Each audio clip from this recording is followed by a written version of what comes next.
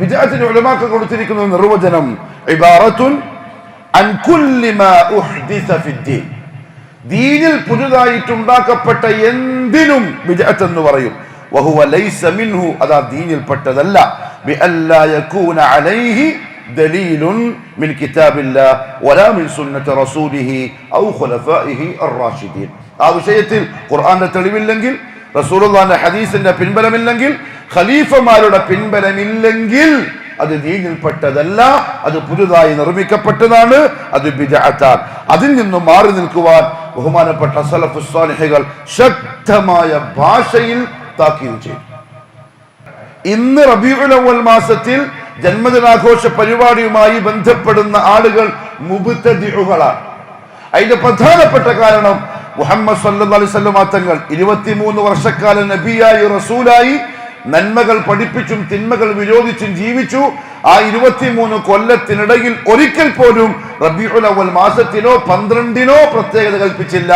തിങ്കളാഴ്ചക്ക് പ്രത്യേകത കൽപ്പിച്ചു. എന്നിട്ട് എന്ത് ചെയ്തു? നോമ്പെടുത്തു. അത് ചെയ്യൽ സുന്നത്താണ്. തിങ്കളാഴ്ചയെ പ്രത്യേകിക്കലും റബീഉൽ അവ്വൽ മാസത്തിന്റെ 12-ാം തീയതിയിലെ തിങ്കളാഴ്ചയെ മാത്രമാക്കിയാൽ അതും പ്രശ്നമുള്ളതാണ്. അതിനെ മാത്രം റസൂൽ സല്ലല്ലാഹു അലൈഹി വസല്ലം പരിഗണിച്ചിട്ടില്ല. ശേഷം വന്ന ഖലീഫമാർ, അതേപോലെ സഹാബാക്കൾ, പിന്നെ താബിഈകൾ, തബഉ താബിഈകൾ, ചുരുക്കി പറഞ്ഞാൽ 300 കൊല്ലക്കാലത്തിൽ ഒരു പരിചയവും ഇസ്ലാമിന് ഈ ഒരു രീതി ഇല്ല. ബഹുമാനപ്പെട്ട ഇബ്നു മസ്ഊദ് റളിയല്ലാഹു തആല അൻഹു പറഞ്ഞു, ഖത്ത റസൂലുള്ളാഹി സ്വല്ലല്ലാഹു അലൈഹി വസല്ലം ഖത്തൻ, നബി സ്വല്ലല്ലാഹു അലൈഹി വസല്ലം ഒരു വര വരച്ചു. ജസ്റ്റ് അത്രയേ ഉള്ളൂ. റസൂലുള്ളാഹി തങ്ങൾ വര വരച്ചു.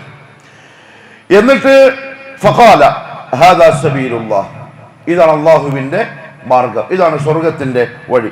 സുമ്മ ഖത്ത ഖുതൂതൻ അൻ യമീനിഹി വഅൻ ശിമാലി, എന്നിട്ട് വലത്തോട്ടും ഇടത്തോട്ടും കുറേ വരകളും വരച്ചു.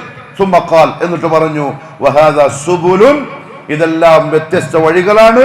അലാ കുല്ലി സബീലിൻ മിൻഹാ ശൈത്താനുൻ യദ്ഉ ഇലൈ, ആ ഓരോ വഴികളിലും പിശാച് ഇരിപ്പുണ്ട്, ആ വഴികളിലേക്ക് നിങ്ങളെ വിളിച്ചുകൊണ്ട്. സുമ്മ തല, എന്നിട്ട് ഈ ആയത്തോതി വഅന്ന ഹാദാ സിറാത്തി മുസ്തഖീമൻ ഫത്തബിഉ വലാ തത്തബിഉസ് സുബുല ഫതഫറഖ ബികും അൻ സബീലി ദാലികും വസ്സാകും ബിഹി ലഅല്ലകും തത്തഖൂൻ. ഇതാണ് സിറാത്തുൽ മുസ്തഖീം, അല്ലാഹുവിന്റെ റസൂൽ കാണിച്ചത്, ഖുലഫാഉർ റാഷിദീങ്ങൾ കാണിച്ചത്. അത് പിൻപറ്റിക്കോളൂ. അങ്ങോട്ടും ഇങ്ങോട്ടുമുള്ള വഴികളിലേക്ക് നിങ്ങൾ പോകരുത്. പോയാൽ നിങ്ങൾ സ്വർഗ്ഗത്തിന്റെ വഴിയിൽ നിന്നും മാറ്റപ്പെടും. അല്ലാഹു കാക്കട്ടെ.